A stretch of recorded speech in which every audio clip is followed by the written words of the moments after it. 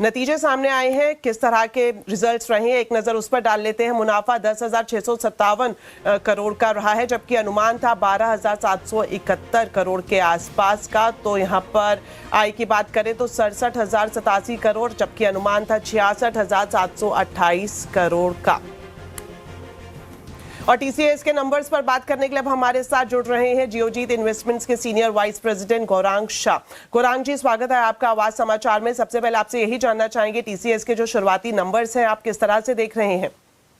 बहुत बहुत धन्यवाद इस मंच पर आमंत्रित करने के लिए। सभी को प्रणाम और शुभ संध्या हमारे तरफ से। एक छोटा डिस्क्लोजर दे देते हैं कि जो भी निवेश लायक रणनीति बताएंगे टीसीएस के ऊपर ही हमारे रिसर्च टीम की तरफ से राय है। इसमें हमारी कंपनी जियोजीत अथवा मेरा कोई व्यक्तिगत निवेश नहीं है, ना ही किसी प्रकार का वित्तीय लाभ मिलता है, ना ही किसी प्रकार का कॉन्फ्लिक्ट ऑफ इंटरेस्ट। लेकिन इसी स्तर पर राय हमारे क्लाइंट्स को देते हैं, संभवतापूर्वक उनका निवेश हो सकता है।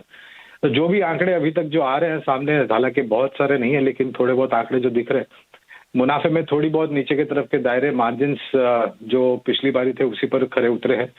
अब ये टिप्पणियां रेवेन्यूज यानी कि आय को लेकर के थोड़ी बहुत सकारात्मक परिस्थिति ऊपर की तरफ दिख रही है और आंकड़े जैसे जैसे उभरते जाएंगे वैसे वैसे टिप्पणी करेंगे। लेकिन जो भी दिख रहा है वो मेरे ख्याल से जो अनुमान था उसके मुताबिक है। कोई बड़ी निराशा अभी तक तो नजर नहीं आती है।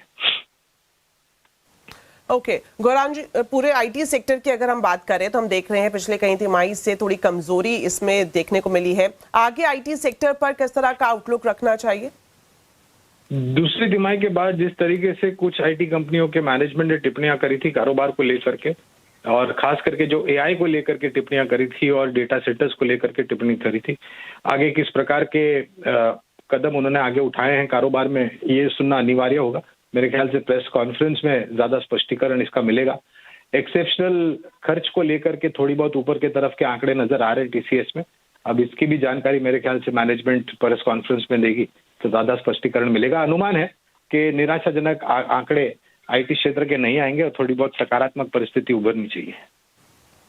तो किस तरह से बाजार रिएक्ट करता हुआ दिख सकता है इन नंबर्स पर? ज्यादा तो आंकड़े नहीं आए, लेकिन कल मेरे ख्याल से थोड़ी बहुत अगर जो प्रेस कॉन्फ्रेंस है वहां पर कुछ और जानकारी देते हैं तो थोड़ी परिस्थिति सुधरने की और आसार नजर आते हैं। छोटी मध्यम अवधि में तो मैं सक्षम नहीं हूं टिप्पणी करने के लिए कि कल क्या होगा, लेकिन लंबी अवधि के लिए एज अ डिस्क्लोजर टीसीएस पर हमारी खरीदारी की राय है बुनियादी दर के आधार पर। जी बहुत बहुत शुक्रिया गौरांग हमारे साथ जुड़ने के लिए। धन्यवाद। तो अब से कुछ ही देर बाद